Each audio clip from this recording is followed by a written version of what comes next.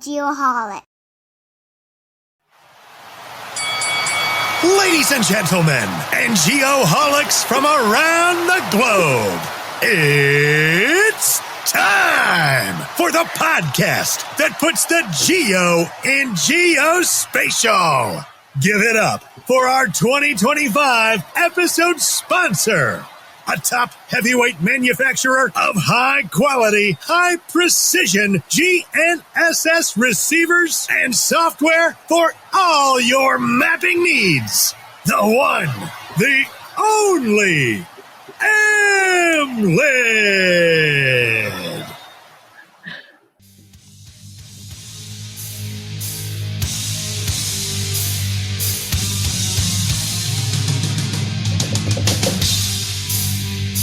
Knockdown Snoop.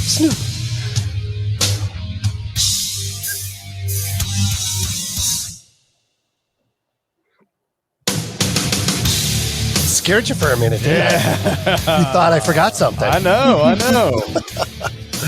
Oh, my goodness. Welcome back, Geoholics, episode 242. 242. We made it. Happy New Year. Happy freaking New Year. I am so excited to be back. It's I feel like it's been forever since we recorded. It has been a minute. We had a nice break. Did you have a good holiday and everything? I did. It was a nice break. Nice. It really was. Good. Was. And we have Peter Cox with us to start off the year. Peter, how was your holiday? Oh, good. Busy. Traveling all around, up, down, round, everywhere in my 2-week break. So I came back to work for a rest. I hear you.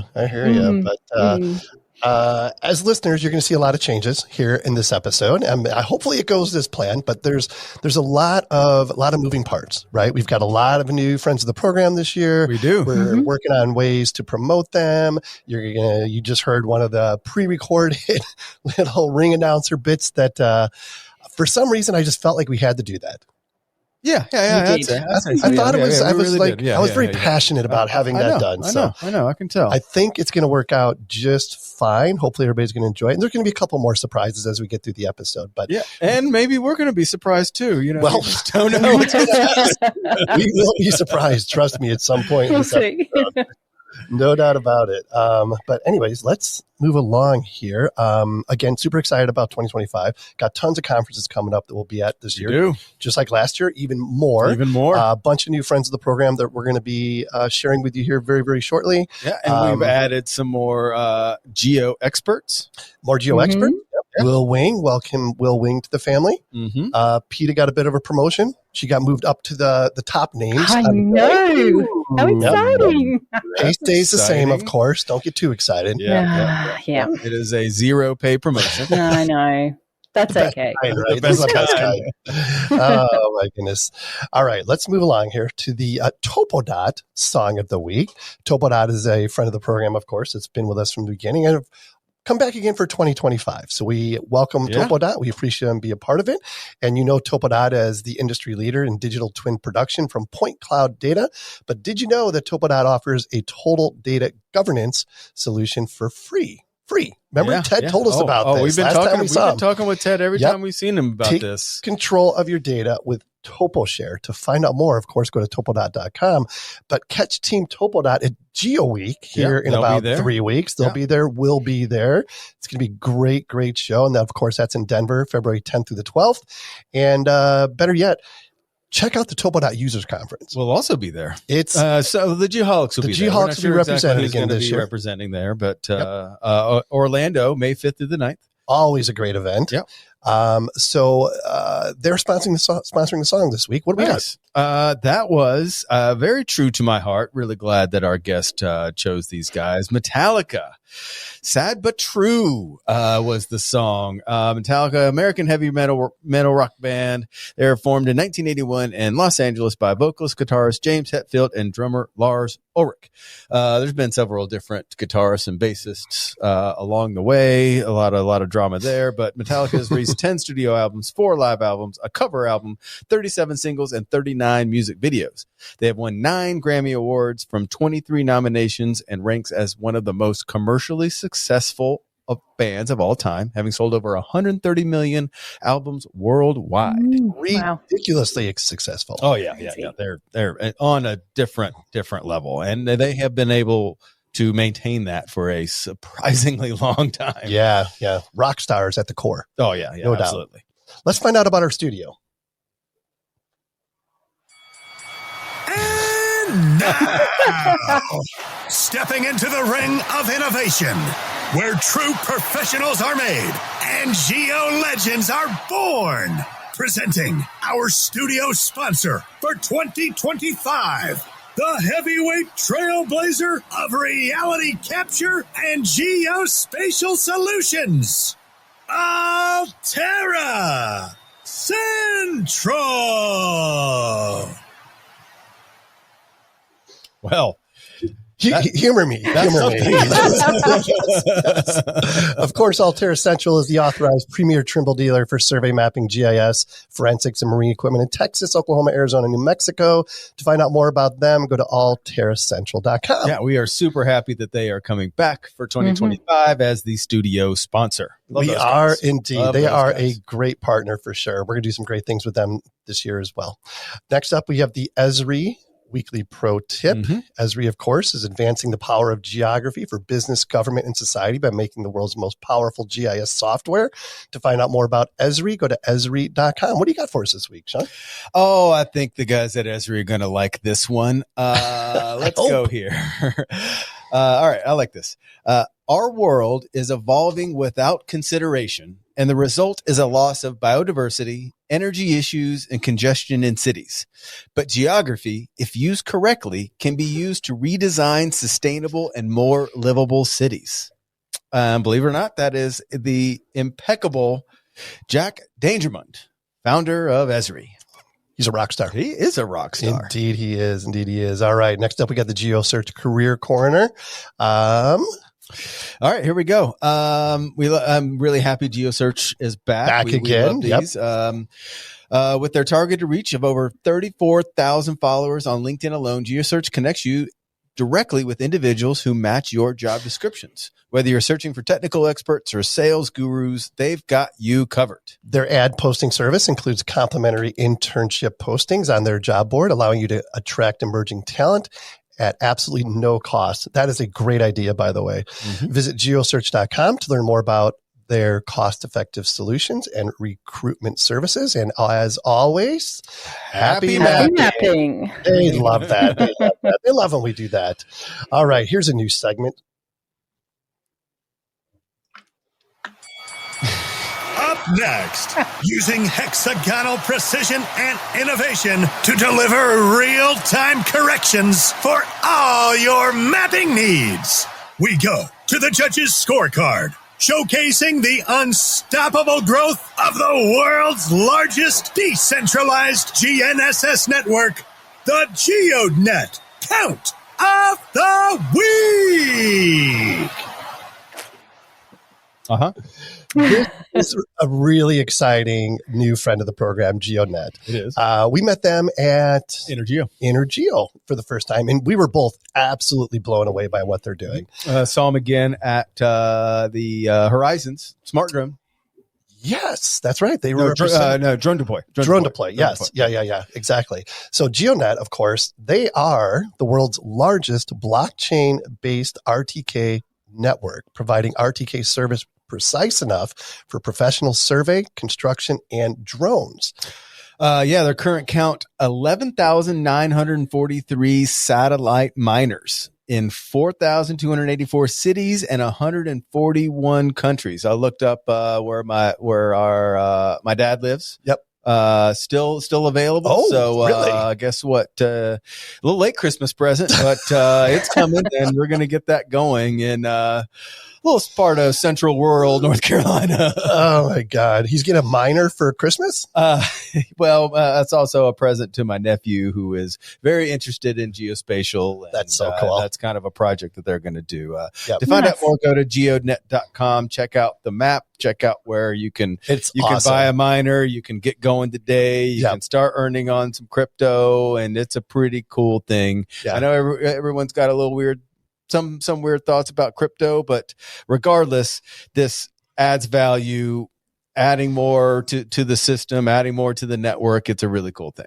Yeah. The gift that keeps on giving. It really one might does. say. It really does. So what you're telling me is that next week when we do the count, it's going to be 11,944. Well, if you get yours going 45. if you get yours going up in Pine, It's available. I'm getting one. Too. Yeah. Yep. And 2 more cities.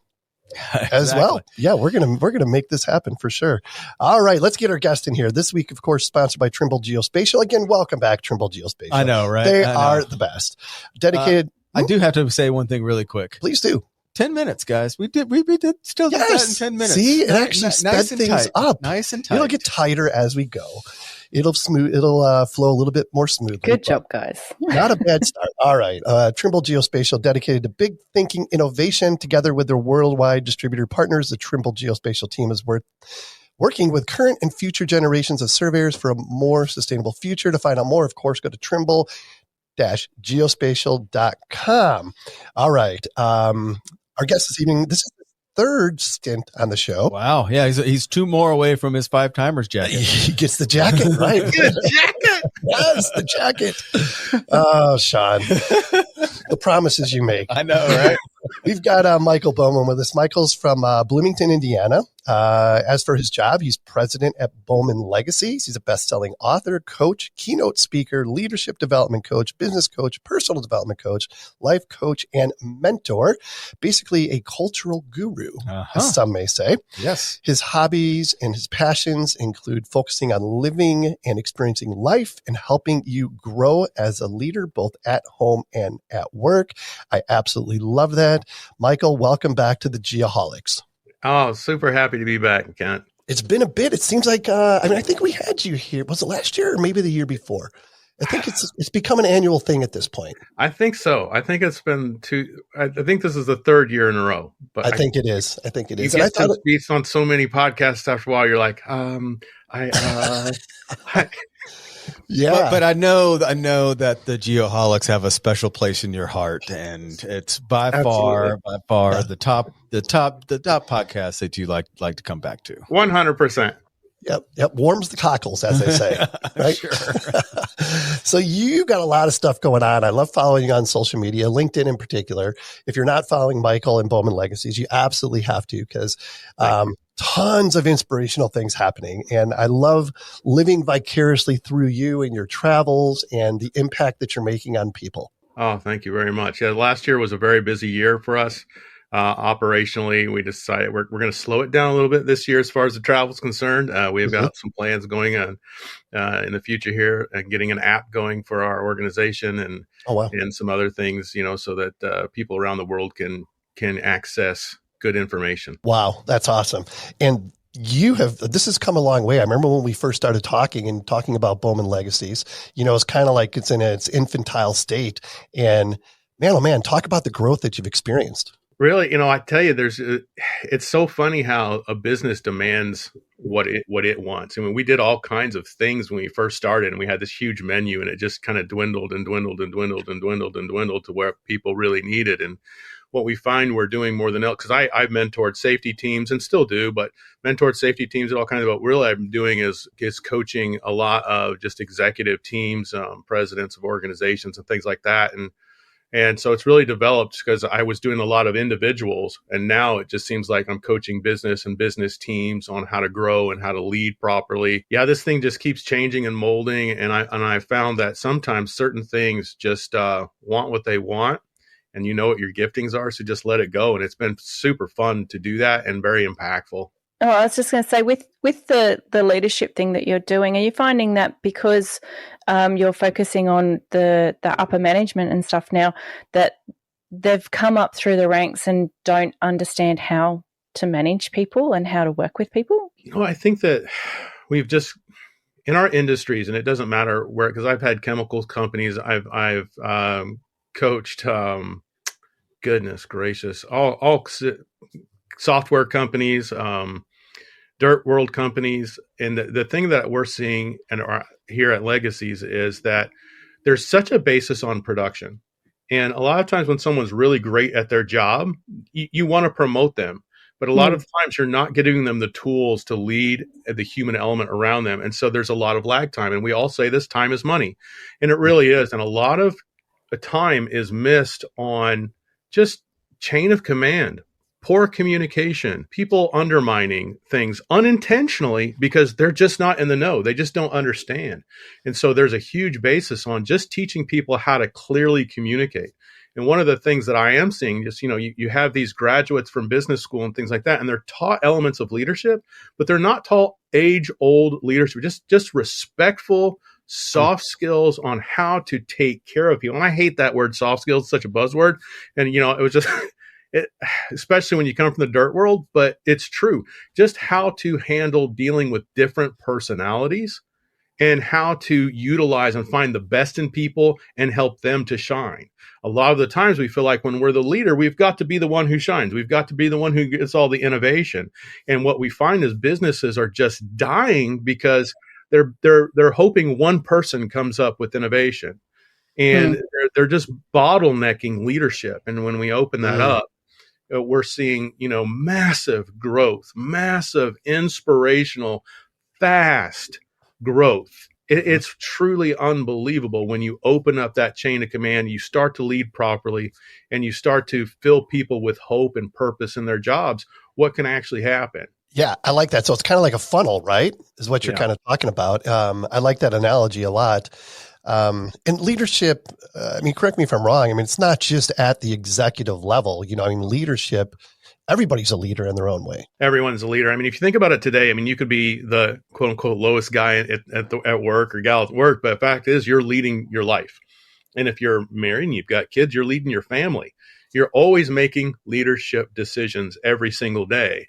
And unfortunately, what we've done is we have forgotten these age-old concepts of teaching people how to lead both at home and at work, because they're one and the same. They don't make any there's no separation. I can't stand it when someone said today to me that they used to say their employees leave that stuff at home. Well, it doesn't work that way. The human psyche and the human mind doesn't work that way. It's like a computer that's always running these programs in your mind. And so we have to start to get innovative on how we help our people to move forward and how to help them to grow at home and at work. Yeah. It comes full circle, right? What happens at home plays a part at what happens at work. 100%. 100%. Yeah. Are we okay? Yeah, keep going. So this is probably a good opportunity to bring up your book, Lead from the Middle, and the concept of just that. You want to talk about that just a little bit? So I wrote this book so that someone from high school could pick it up and be a quick read for them. And I wrote it in such a way that a CEO could get challenged back into getting the dirt with his people. And the concept of lead from the middle is just the fact that when we're out there in the field, a lot of the times we feel abandoned by executives because they're not in the dirt with us. They don't always know what we go through when we're out there. And what I found by leading in the middle, in other words, just taking that helm of leadership, teaching myself through great books from like John Maxwell and Jocko Willink and different leadership books, and then picking up those concepts and just running with them without someone actually having to tell me to do it. And then what you find is, even if you're in a quote unquote bad company, as you lead from right where you're at, right in the middle, the culture of things change. And it's like a good kind of virus. It's contagious, and people start feeling hope. And that's predominantly what the book is about. When I talk about what not to do as a leader, I give you lists on what to do as a leader to measure yourself up against that. And as a matter of fact, of being here on this podcast, I want to give all you GO people something free today at bowmanlegacies.com/great leader. That's bowmanlegacies.com/great leader.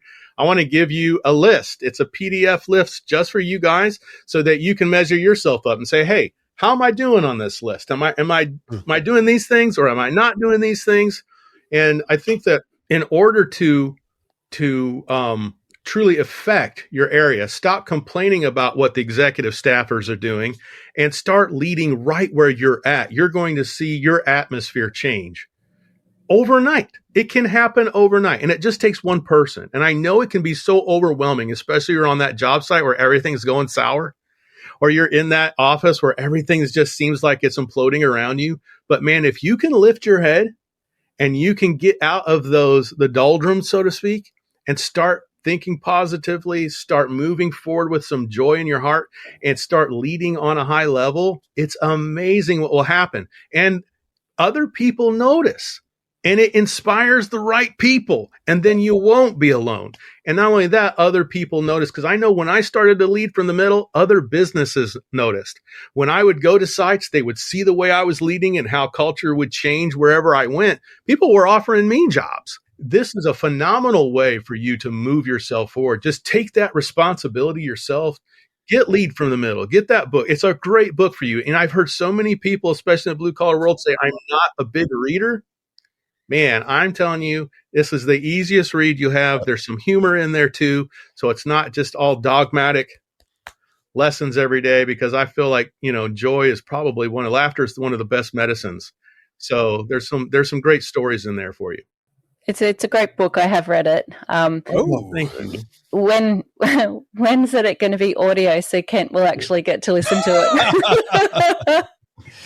He does. I've been asked that a lot. I'm working on a new book this year, and so I don't know, but it's definitely on the horizon. I hope. Well, it's well worth the read. I'll send you one, Ken. I'll sign one. I've got one, but it's not signed. So I'll take you up on the autograph version. That's why he hasn't read it yet. Yeah. Michael, I do have a question. And how do you respond to, because you said something key there. It's obviously in the middle and not worrying about what the executive, how do you respond to the question of why should I care? And why should I do this if because everyone always waits for it Right. to be top down, and I may be spilling some of the beans out of the book, but how do you respond to that why should I care question? That why should I care usually comes from someone who's so jaded and so hurt by what's been going on. They just feel hopeless. And I'm going to tell you, I've been the why should I care.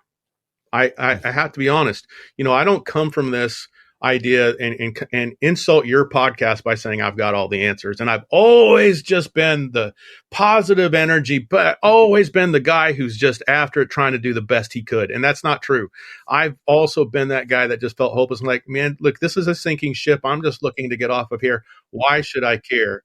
And I was asked that one time when I was mentoring a young man that was pretty hopeless. Everyone thought he was hopeless, and I just didn't. I saw greatness in this kid. We were actually, in a somber note, we were in California during the Santa Ana winds, just like they are now. So God bless those people. Our prayers are with them right now. Wow.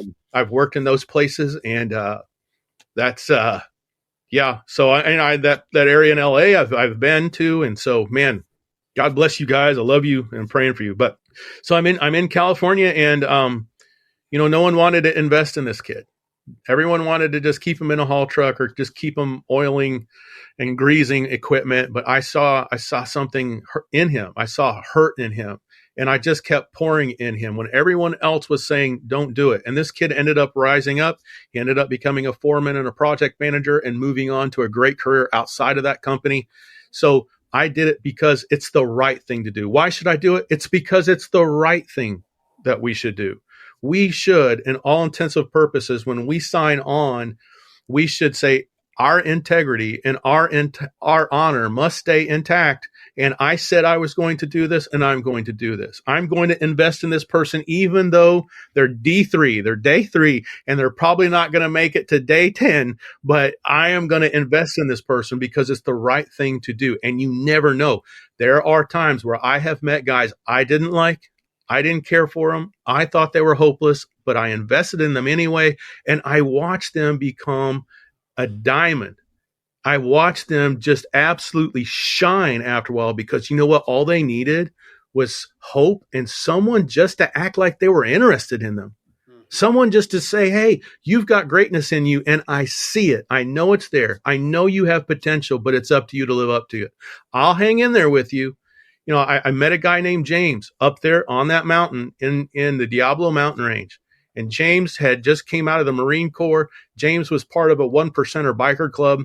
James was hopeless, and he was in the haul truck, and you guys know how it is in the dirt world. It's everybody wants to be in the hoe or the dozer. You know what I mean? No one wants to stay in the haul truck. We can't do it without you haul truck drivers. God bless you.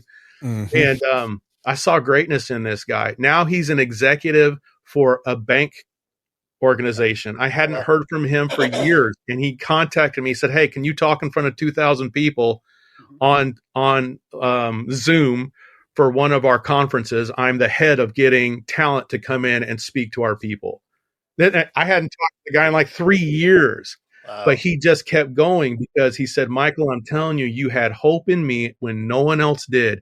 And for some reason," he said, "that made me move forward. It made me believe in me." And I really believe, especially in society right now, we're all getting beat down. We watch this stupid thing way too much, and we doom scroll and watch some of the biggest garbage. We need to be investing in each other. We need to be thinking for ourselves. And even if that executive staff isn't doing what they're supposed to be doing, it doesn't mean you say, "Why should I?" You should, because it's the right thing to do. Mm-hmm. Wow. Powerful.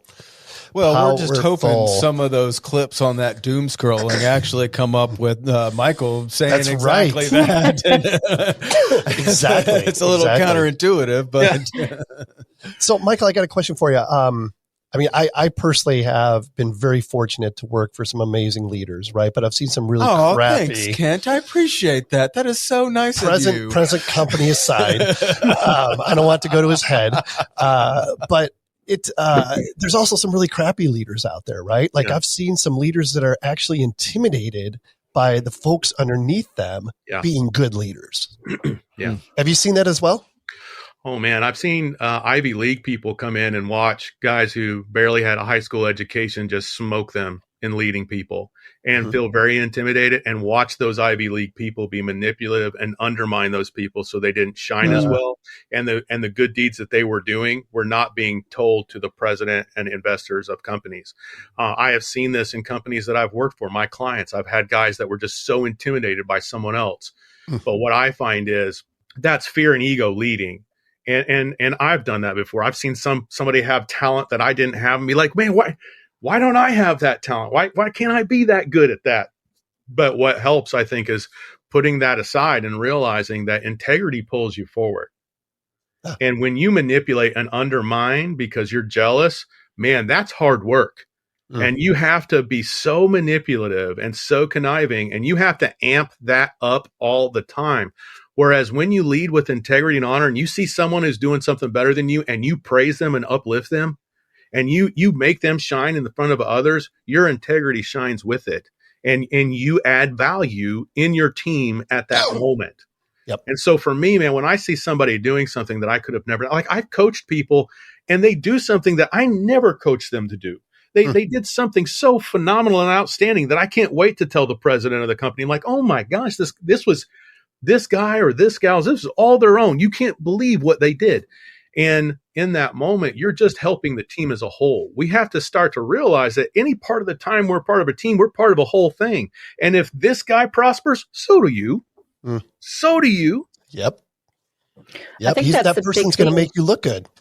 Yeah, that's a big thing in some companies, that they sort of just look at it from the top down, and they can't see that keeping everybody else happy and supporting them actually improves the business as a whole.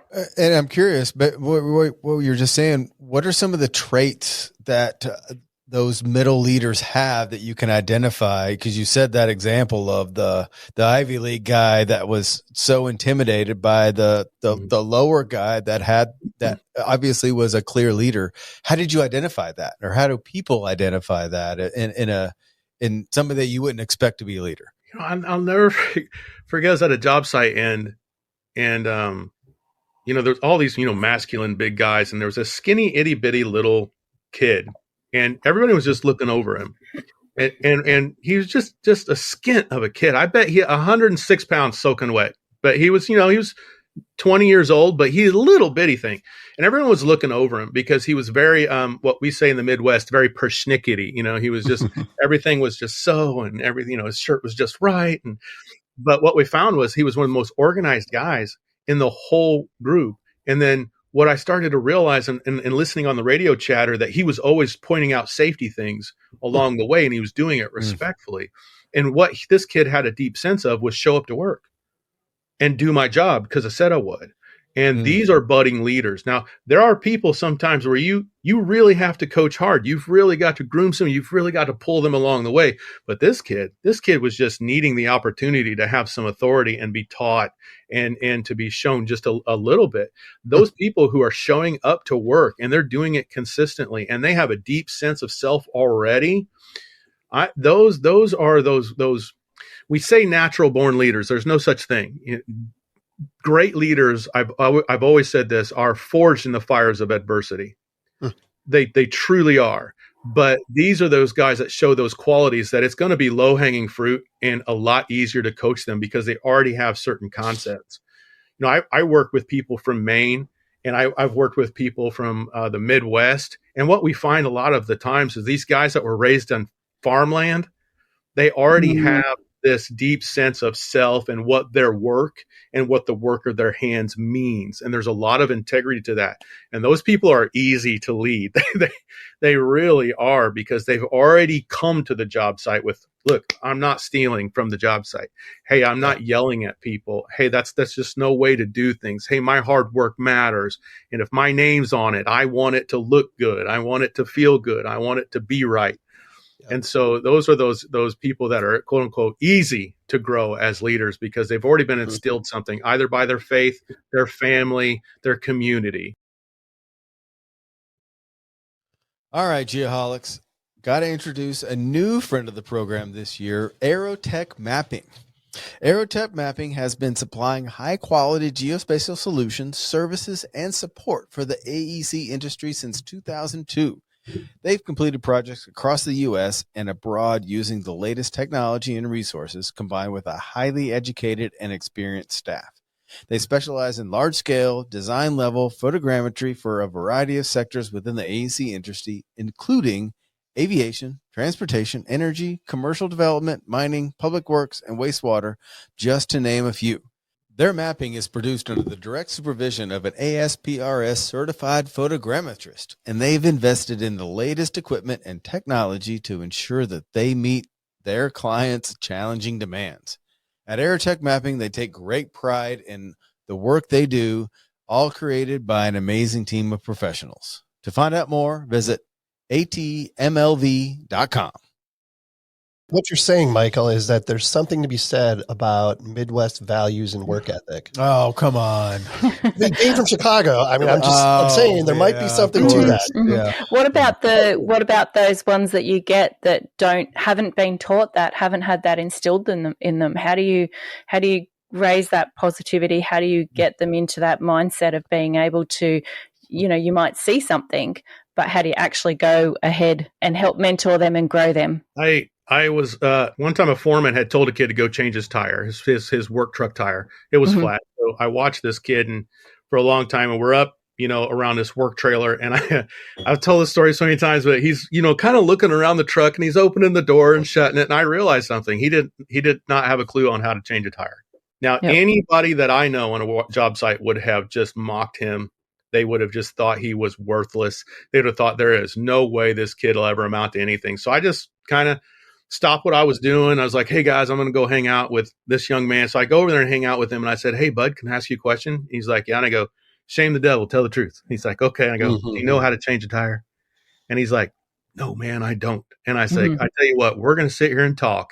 I'm going to walk you through it, but we're just going to act like we're talking and you're going to change this tire. And I'm going to teach you how. And I said, that way the guys over there won't know. Yeah.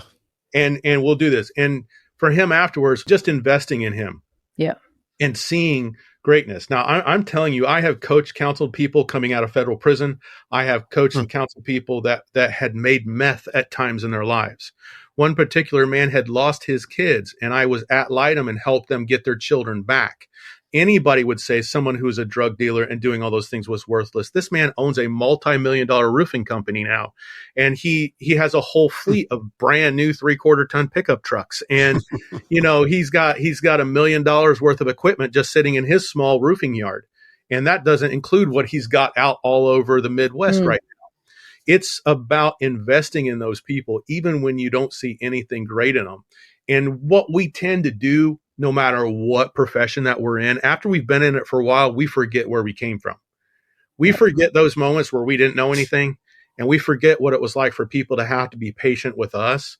And when we do that for people, they're not used to it. And it's intoxicating. People want to serve that mentality. Now, sure, you're going to have those people who are going to use you.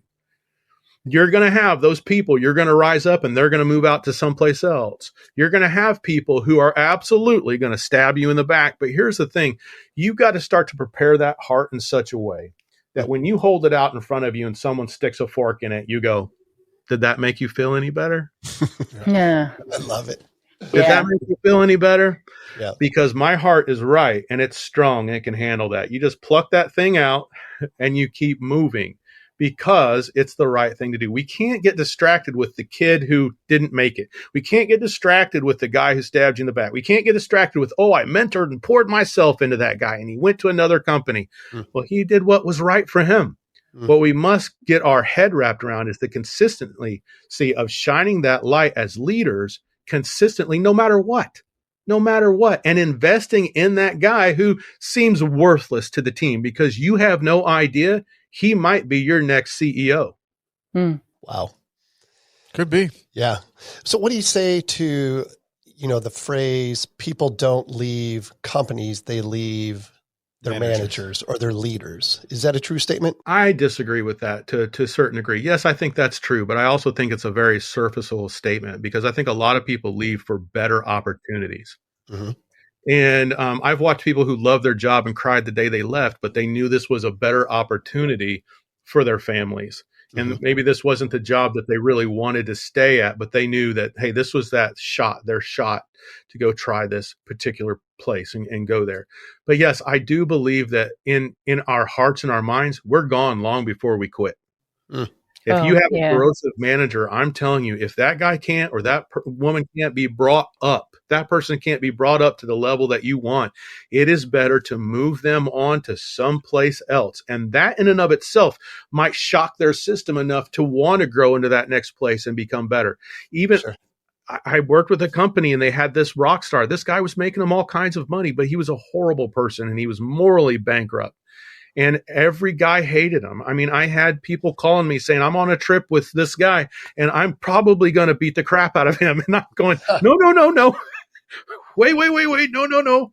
We're not going to do that. We're just talk it through with me and I'll get you through it, buddy. And just some of the unscrupulous things that this guy was doing. But the company refused to fire him because he was making them money. And that was all there is to it. And we have got to get our heads wrapped around, what is this really about? What is your company about? And I've seen in selling their culture about being the best business in their culture. And they've got this great culture. They've got this great organization, but they're morally bankrupt. And it's really just about production. It would be better off for you to say that when you're recruiting people up front. That, hey, we travel all the time. You're never going to be home. We want you to be a workaholic for us because there's somebody who actually wants to be there. Sure. Yeah. Right. We're not going to get rid of the corrosive guy. So, right. Put up with it. And I think the thing is, those people can be a cancer. And so, I think people do leave bad managers. They leave bad leaders. But man, I'm going to tell you something. If you can learn from those bad leaders, that's half the battle. If you can learn what not to do from that person in market, stop hating them over it. Stop hating that company for being terrible. Stop hating that CEO for being terrible. Stop hating that foreman, that superintendent, whatever it is, the office manager, and start to learn and mark that and say, okay, these are the things I'm not going to be. Yeah. If he's horrible, you're learning half of what it takes to be great by not doing what he or she is doing. That's awesome. What you mentioned Jocko earlier. I'm a huge Jocko fan, and I pulled up this quote that I love. He said, and I'd love to get your thoughts on it. True leaders aren't in charge of everything. In fact, true leaders aren't in charge of anything. No, it's true. Control is an illusion. And control and wanting to control things is a fear response. When we have perfectionists in business or people that are hovering all the time or micromanaging, they're very fearful people. They're fearful of systems getting out of control instead of leading in a proper direction and way. And what I found is the more that I entrust people to do something, the thing that I'm hoping to do becomes less one-dimensional. And when they put their flavor and their love into it, it grows 10 times more. It grows 10 times more when you allow someone to lead. And then if they falter, or if they don't do something up to snuff, you train them and go, okay, hey, that was great. This is the wonderful things that you did. And this is where things kind of went sideways and got off the rails a little bit. So let's make those adjustments. So next time we do even better, and encourage them to move forward. When you control, you suck the life out of everything. You suck the life out of everything. People don't have the opportunity to be creative, to pour themselves into it. When I've been in an executive position and looked at someone who was quote unquote subordinate to me and asked them, what do you think? What's your thoughts? Well, how would you solve this problem? You wouldn't believe. They were like, me? It stutters them at first because they're used to being told all the time, being told what you to do, being told how to do things. Never, how would you do this? How would you approach it? What would you do in my position?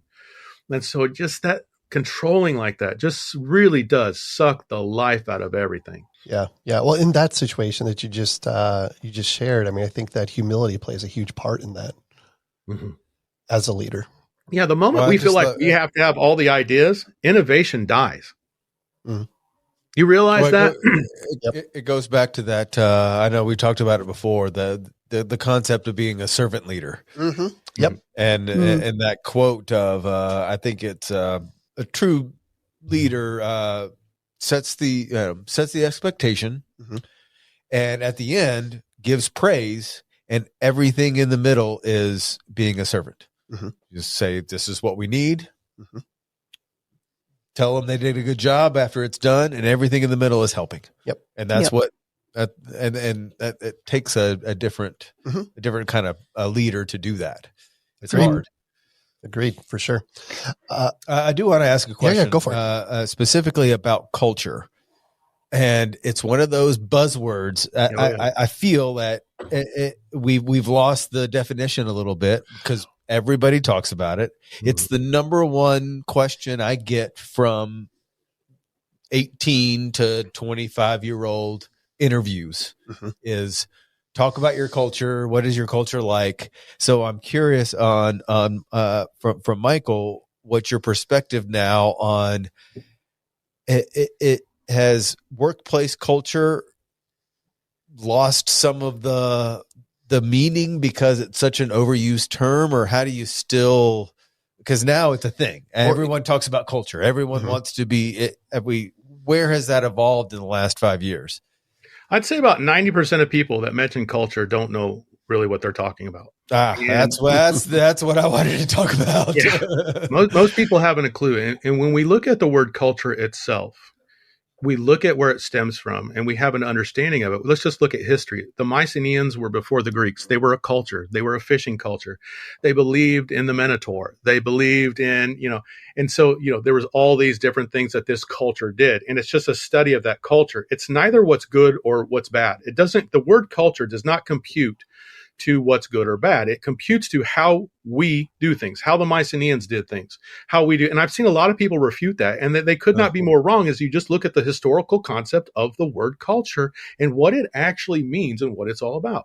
And so we bastardize these words. We call people savages. That guy's a savage. But what does that mean? Oh my gosh, it does not mean what you're saying. That guy's a warrior. Oh, he's a true warrior. Is he? Has he killed anyone lately? Has this guy went to battle? You mentioned Jocko Willink. That guy's a warrior. He's a warrior. Right. You know what I mean? And so the word culture just simply means it's just the computing of how things are done.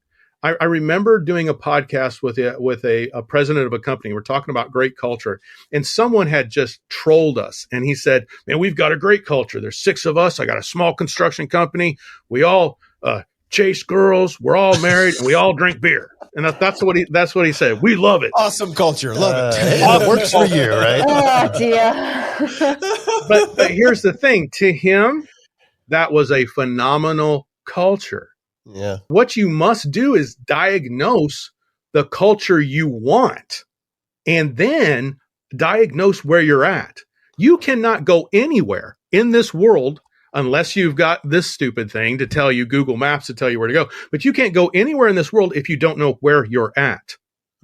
I talked to a president of a company 2 months ago, and he talked about how great their culture was. He said, Michael, you know how great our culture is. Well, the funny thing about that was I had just talked to 4 other contractors that were working simultaneously on job sites with them and someone who had hired them for a job. And they had all told me simultaneously, I've never seen more miserable workers in my life. And I've never seen such shoddy work in my life. And I cannot stand working with this particular contractor. And I didn't have the heart at the moment to tell him because he was so lost in the idea that he thought they had a great culture. But when in reality, they were falling apart. Now, if that's what you like, that's a good culture to use. So in many aspects, culture is subjective. Sure. It's subjective. And for you, you might have liked the company that flew you all over the country. You did cheers and beers all the time with the client. You were out doing these things and you were gone all the time, but then you found somebody you couldn't live without. And then you had a kid and now you want to be home more. That culture doesn't suit you anymore. Mm-hmm. It's not good for you. Hey there, Geoholics. Let's talk about one of our newest and most exciting friends of the program, Hexagon. Hexagon is the global leader in digital reality solutions, combining sensor, software, and autonomous technologies. Their solutions free their customers to harness the rapidly increasing amounts of data, putting it to work to boost efficiency, productivity, quality, and safety across industrial, manufacturing, infrastructure, public sector, and mobility applications. That was a freaking mouthful, buddy. Right. Hexagon's strategy targets the rapidly widening gap between the enormous amounts of data being created and the world's ability to harness it. That's a massive challenge right now. For more than a decade, literally billions of things, sensors, and devices are being connected to the internet. Their unique approach is to create value by freeing their customers to actually use all this data to put it to work in new world-changing ways. Yeah, you said one of our favorite phrases, they're creating value. Yep. And their goal is to empower their customers with the freedom to use data to its greatest potential, the freedom to innovate, the freedom to thrive, the freedom to ensure a sustainable planet for future generations. To learn more, simply visit hexagon.com and follow them at HexagonAB. And tell them the Geoholic sent you. So does that mean a company's culture or what an employee looks for in a culture can evolve, right? It's not just, this is our culture, like it seems like it's such a stagnant thing. It's, you got to put it on your website. That's what you have to live with. And then when you're asked the question, this is our culture because that's how it's been. And this is how it can change. And that's okay. Yes. Yeah, right? Yep. 100%. And we look at things so linearly as if this is my business and this is what I do and it's in a box. This is what you do on Monday, Tuesday, Wednesday, Thursday, Friday. Your business is a living, breathing organism. Once it starts doing business and starts working, it's going to grow just like any child, just like any creature, and it's going to change and evolve. And as it does, you can either accept that or hold tight onto those reins and manipulate and force that thing into some kind of box. But the more you free yourself up on it and you allow yourself to breathe a little bit, not be so controlling and realize that this thing needs to evolve so you can innovate and stay relevant in the field that you're in. I'll never forget this investor telling me about this new office they were building. I'm so excited. We're going to have the best culture ever. We've got a beer tap in the office. And I was like, awesome. Okay, these guys are kids. They've got way too much money and they don't know what they're doing. And I'll never forget walking with a new foreman to the company who had just left a really good job to be with this company. And we walked around the corner. There's the beer tap. He sees it and he said, "Oh, Michael." I said, "What?" And he goes, "What have I done?" And I said, "What do you mean?" He goes, "You have a beer tap in the office." I'm like, I don't. I didn't put it there. He goes, "Michael, I am a raging alcoholic." Oh, jeez. And he said, just seeing that thing and realizing what I've just put myself into. Yeah.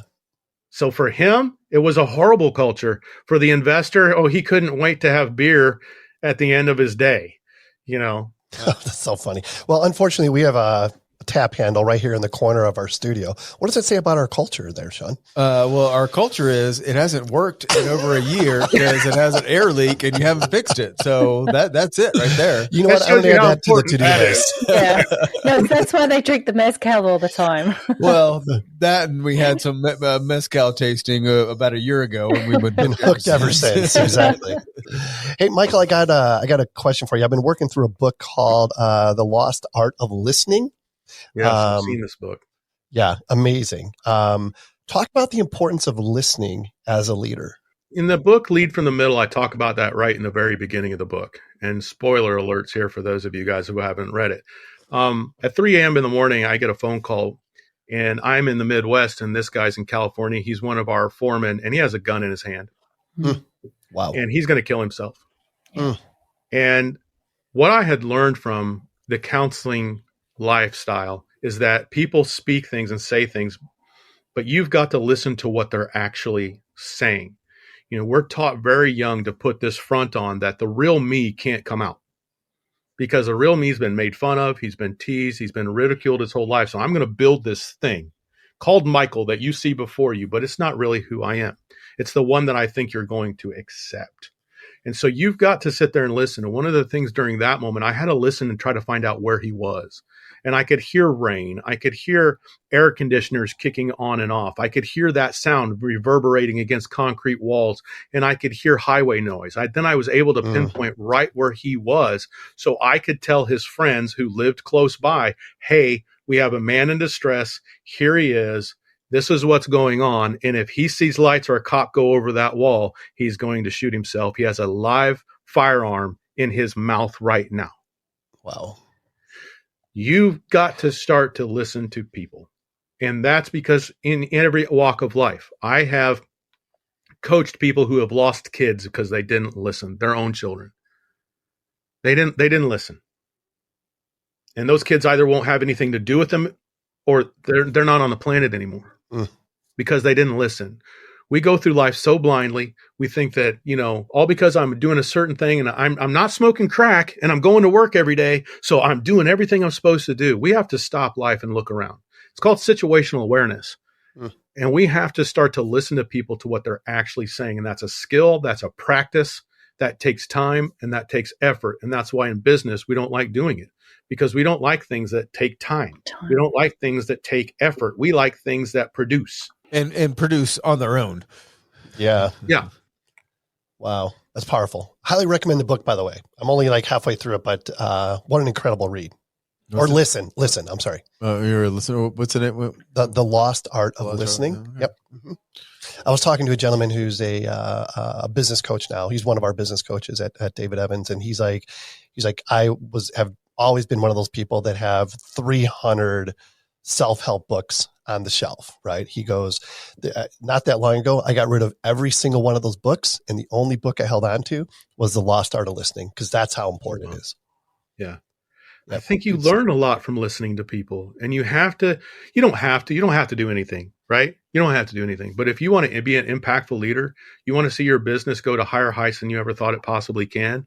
I'm going to tell you, you need to learn to listen to your people, because how else are you going to know what they go through? I've had a friend of mine who in the early days of Toyota being here, he had an uncle that worked at a Toyota plant, and the Toyota family would actually have some of their family members there. And they had this process where they would, one of the people with the last name Toyota would come into the plant and they would look at one process and they would paint literally on the floor a circle, and they would stand in that circle for 4 hours and not speak a word, because all they would do was watch that part of the plant and see how they worked. The next step that they did was went and listened to that worker and their ideas of innovation. And between those two, the observation and the listening, they innovated and they grew so fast doing that. And it was just a simple process of, what does this guy need? What does he go through? What does she go through? What do they feel? What's their process like? And then what do they think? So their innovation came from the people doing the work. Yep.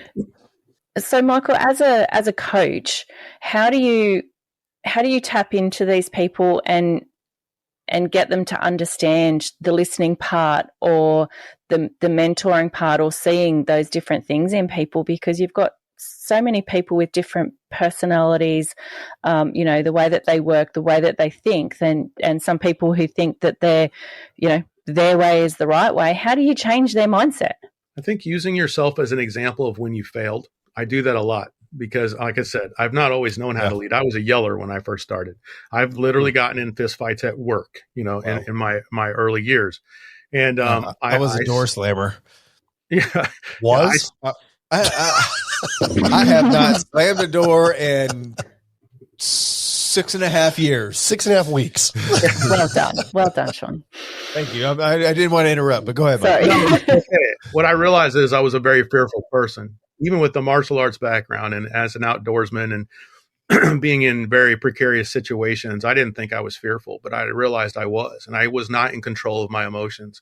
And when I learned that I wanted to really lead on a high level, I needed to manage my emotions, and I needed to be sympathetic with other people. And when I start a coaching process, no matter where anybody is in that queue, it takes trust. They first have to trust me that I am actually there to help them, and that takes time.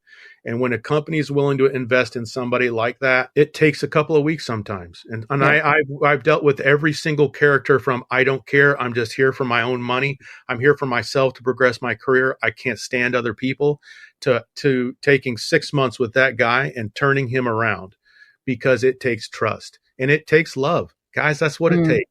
He's got to know I love him. He's got to know that I am there to help him, that I'm going to link shields with that guy and see him through thick and thin, that we're not going to just talk about work. Home's going to come up at some time.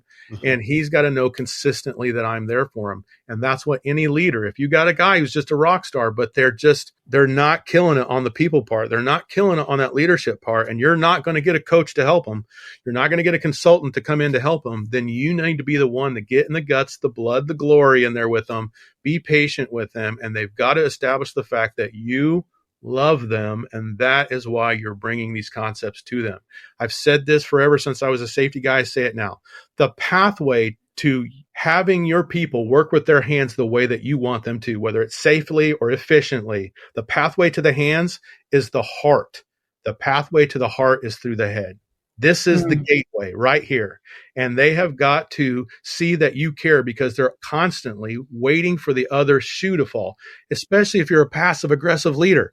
One day you're all love. I love you. I couldn't do this, guys, without you. And the next day, you guys all suck and this is terrible and we're sinking.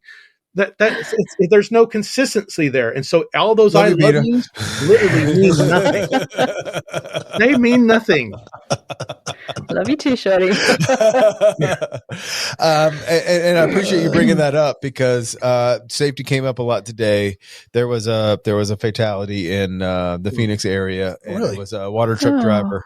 Oh my gosh. Did not know that. Yeah. Unfortunately, from what we could tell, when wearing the seatbelt, got a little, ran off the road a little bit. Load started wobbling. We're not really sure what happened, but oh wow. Do you know what kind of site it was on? It was a typical construction site. He was a dust control water truck operator, and lost his life. Wow. Immediately, it was a found and trying to connect, and this is all always leading to a question. Michael, can you talk a little bit about safety culture and how to keep that in the forefront when, you can only talk about safety for so much, but that's just people saying words.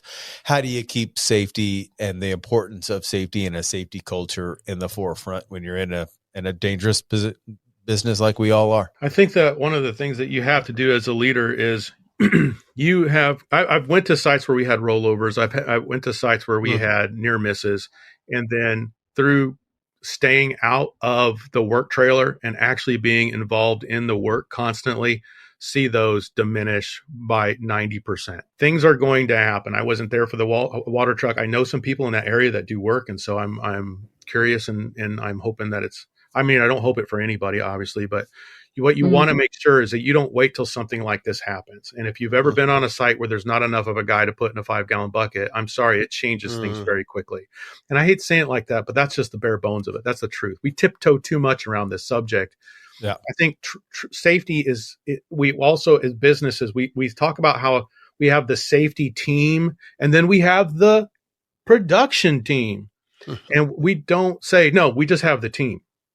And we separate safety and work as if they're two different things. They're one and the same, and they need to be integrated. And I think a lot of the times too, what we get is we get too much in our industries, that tongue in cheek, be safe out there, but this is the load counts I need. Right. Right. And so when that feeling comes from the top, it's felt all the way through. We have got to be sold out the whole route.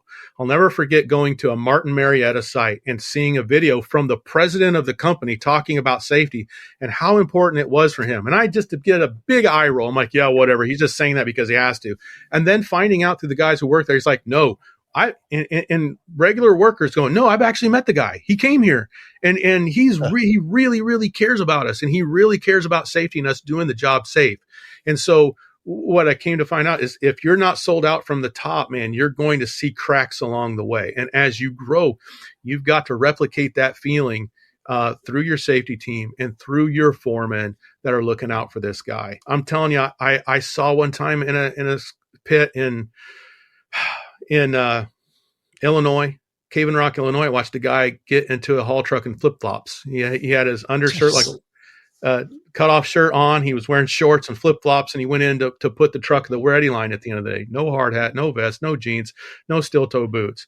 3 days later, after left the site, this same guy backed off the high wall, and there he rattled around not wearing a seatbelt. He was dumping and went right off the high wall. Oh, wow. And it killed him. Jeez. And so obviously we've got to be sold out the whole route. Everybody from aft to stern, from beginning to end, from the top to the bottom, we've got to be considering safety because what we do is dangerous. Yeah, it really is. And it's one of those things that we talk about a lot and still never talk about it enough. And talking about it is not even a tenth of what really needs to happen. And it has to be something we're active in. And I mean, we put our employees in these positions and just be like, be safe out there. Like exactly like Michael said. And there's a whole different world of be safe out there to actively caring and making a difference and being aware. It's a whole, I mean, it's just it's so easy to take it for granted, you know? Yeah. I mean, we're all guilty of it. Do you think as a leader and as an exec, you said that guy came down through to see people and stuff like that. You know, I think that's a big thing for them to see those people down on the ground, and actually not just sitting behind the desk saying be safe, be safe, be safe. Yeah, it's not a video that they watched. They actually met the guy because he was out on the ground, and that I'm sure that means a lot. Yeah. I was at a site one time where they talked about the president of the organization is going to be there. He's going to be there. He's going to be there. Sure enough, he came. He came in a helicopter. He was wearing penny loafers. I didn't know people still wore penny loafers. He came out. He was in a set of penny loafers, and he looked around and he looked around. He looked at the pit and back in the helicopter he went, and we never saw him again. And I think I was on that same site, Michael. I just kind of, you know. But how great was it for you as a kid when Dad looked at you at any point and said, "I'm proud of you. Yeah, man, look what you did right there." What did that do for you as a kid?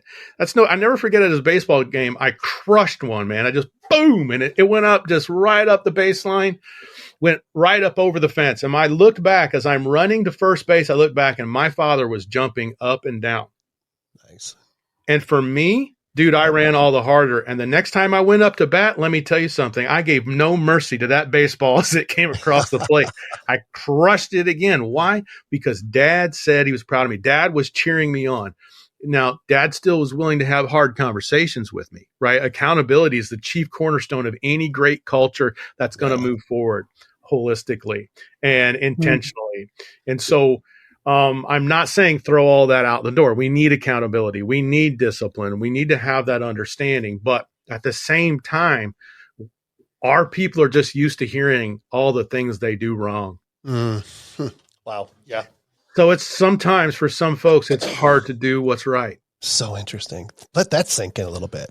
Well, I'm just still thinking about how I never really had a home run like that. So I don't know what that feeling's like. I was striking out a lot and, some Such is life, some Sean. bunt singles. And I realized that baseball wasn't my thing. But if you got to first base, man, the bunt was the deciding factor. I could get on base, but maybe you should have played soccer. I was more of a track guy. But hey, Michael, I'm backtracking just a little bit here, but I'm dying to know the answer to this question. You mentioned that as a younger leader, you were kind of that, gruff, slamming the door, just kind of being an ass type leader. What flipped the switch for you to make you more of a servant type leader? Good question, Kent. Well, it's a hard story for me to tell you, but I had moved from Indiana or Florida to Indiana to raise our first daughter because we hated where we were at. It was a very materialistic place to raise a child in this area, a lot of wealthy people, and we just wanted the support of our family. And so to raise a child, so we came home, and I had got the first job I could get, and I worked in a cabinet shop, which I loved. We made stuff for Peyton Manning. We made stuff for, all kinds of people. So it was a really cool place to work, and you never knew what you were going to be involved in. And the manager was a young man, and he was very haughty, and he had been raised in a very wealthy home. And one day he decided to hit me with a stick that was by what we call the stripper saw. I put my lunch pail down. I didn't do anything for him to hit me with it. And he just thought it would be funny. And so I picked up a stick and said, okay, come at me. And I have a particular set of training that allows me to be very efficient and effective in those areas. And I made him come at me for about 10 minutes. And I would break him down at every time he came at me. And I got to the point to where he was crying. I'm very ashamed of it because I got fired over the deal. And they should have called the cops on me. That Christmas, my daughter, I bought her a 60-cent Polly Pocket. And we couldn't even afford to have a dinner. And I put my family in a bad place because I couldn't control my anger. I couldn't control my rage. Now, did that guy deserve it? Yeah, he shouldn't have hit me. But I knew I could whip him every day of his life. Yeah. I knew I could do this. And why just not let it go? Why not let it go? And it put my family in jeopardy. And that changed my life so hard. I remember filling out 67 applications and couldn't get a job. And I remember going into a fabrication shop, and it was just after Christmas in January, and I begged the guy. I pleaded with him. Look, we just built a small house out in the country. My wife is pregnant. She was pregnant with our second. I'm like, please, I'll sweep the floors. I'll lick the floors if you want me to. I'll do whatever it takes to provide for my family. And he looked at me and said, kid, hit the bricks. And that changed my life. I was like, I'm never going back to that again. And I'll be honest, a man by the name of Perry Sanders in a church non-for-profit situation changed my life. He looked at me one day and said, Michael, and it was not too long after this situation, he said, I see greatness in you. I see greatness in you. And I thought, dude, I've just beat a guy, assault with a deadly weapon. I beat him for 10 minutes. I've lost my job. I cannot provide for my family nor feed them. I can't. And you're going to tell me I have greatness within me? I was mad. I was ready to slug him. And he said, no, man, because God made you, brother. And I see that look in your eye because I had it too. And I know right where you're at.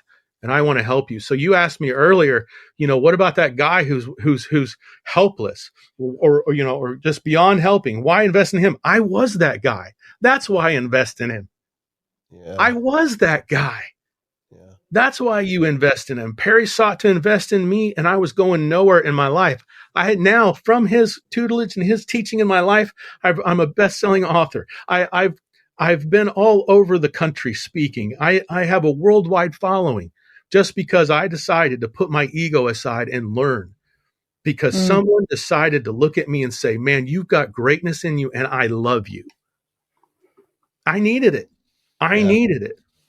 So many people need that. Everybody needs that from time to time. Absolutely. Right? Absolutely. Ooh, that was powerful. Michael, so anybody that's listening at this point, if you're not sold on the person that Michael is, the value that he provides, the experience that he's had, I don't know what to tell you, but those folks that do want to find out more, Michael, what's the best way for them to reach out to you? Reach out to us on bowmanlegacies.com. Check us out there on LinkedIn. I've got a YouTube. I've got over 300 some on just encouraging videos on what's called Legacy Quest. We're about to change that back over to Bowman Legacies, and we're thinking about starting our podcast back. I've had some health problems, so we've had to decide, what we kind of had to shed and not shed. So I'm starting to get healed back up. But yeah, LinkedIn is a great place to reach out to me, because that's the place that I'm constantly on and put a lot of investments in there as far as my time is concerned. And if you DM me, I'm going to get back with you. Yeah, that's just all there. I'm not that guy. It might be a month because I'm trying to get through them all, but I will try my best to get back with you, because I don't think so much of myself that there's anybody who's beneath me, because I've been at the bottom. I know what it's like. I know what it's like to be there. And if I can lift people up higher than me, that no one can see me, but they can move forward, I've done my job in life. And I can confirm, I'm fortunate enough to consider Michael a friend, and there's been a handful of times where I've reached out to him for advice, and, he's not wrong. He will respond, and he will provide quality input. And, I can't thank you enough, to be honest with you, Michael. I love you, brother. Thank you for being here. Thank you for sharing those, emotional stories. It's not easy to do, I know, in a lot of times, but it's very, very powerful at the same time. Peter, do you have anything else? No, I think there's some things I can take away from this myself. I've got two things, Michael, if you'll bear with me. One of which is, there's a reason why we love that you're the first guest of the 2025. Yep. So I got to ask for, can you give us something inspiring for the new year? We're all starting out. All of us are kind of getting back into the groove. We've already, if you're like me, question. You're working on budgets for the year, and you're planning for the next year. You're wrapping up the previous year. What can you give us to kind of get going for a new and great year? 2024 is dead and buried. It's far behind you. Stop thinking about it. Learn from it and grow and move forward. Don't sit there down in the dumps about what you didn't do in 2024. But if you have dreams and you want to make those a reality, you have got to take those dreams from the dream mode, where we don't intend to do anything about them. That's just that high and lofty place. We like to look at them. We like to polish it. But if you want that dream to become a reality, you have to turn it into a vision. And once you've turned that dream into a vision, you need to break it down into palatable missions and accomplish one mission at a time. You may not be winning the Oscar, but at least you went somewhere. The old adage of, hey, if you aim for the stars and hit the moon, at least you went somewhere. And what I have found that so many people get down in life that they don't try. And they get upset when they fail. Look, failure is part of life. You must get used to two things: failure and let it teach you. Love failure. It is a great teacher. And love pain, not in a sadist sort of way, but anybody who works out knows pain is valuable and it helps you to grow. Pain brings purpose. Purpose brings progress. Pain brings purpose. Purpose brings progress. Did you write that one down, Ken? I know, right? That's a good one. We're going to get to that. We're going to get to that. What I do want to say, though, is I don't know about you guys, but I feel so lucky and blessed to not only be able to call Michael a friend, but to be part of this conversation. Absolutely. So powerful. I feel lucky that we get the benefit of Michael and some of these words, and I just get to sit here and listen. And it gives me the chills, man. Yeah. One last question. You've been here before. You know where we're going. You probably said about 17 of these since we've been on our show, but you got to give me one. Michael, do you have a mantra that you live by? So I end every podcast with this. I end every post, almost every post with this. It's, you need to, if you want to be great, you want to strive to build a legacy that will far surpass your legend, so you can inspire others to do the same. And that's how we change the world. Fact of the matter is, you're building a legacy one way or another, guys. And I'm not talking about a legacy of money. I'm talking about a legacy of life. And the good deeds you pour into the world replicate itself. So do the bad ones. Decide which side that you want to be on. So great. Here. Sorry, Sorry, guys. So I want to emphasize that. It means a lot, and it shouldn't be understated. Absolutely. Michael, before we let you go, we're being respectful of your time, of course. Is there anything else you want to get out there?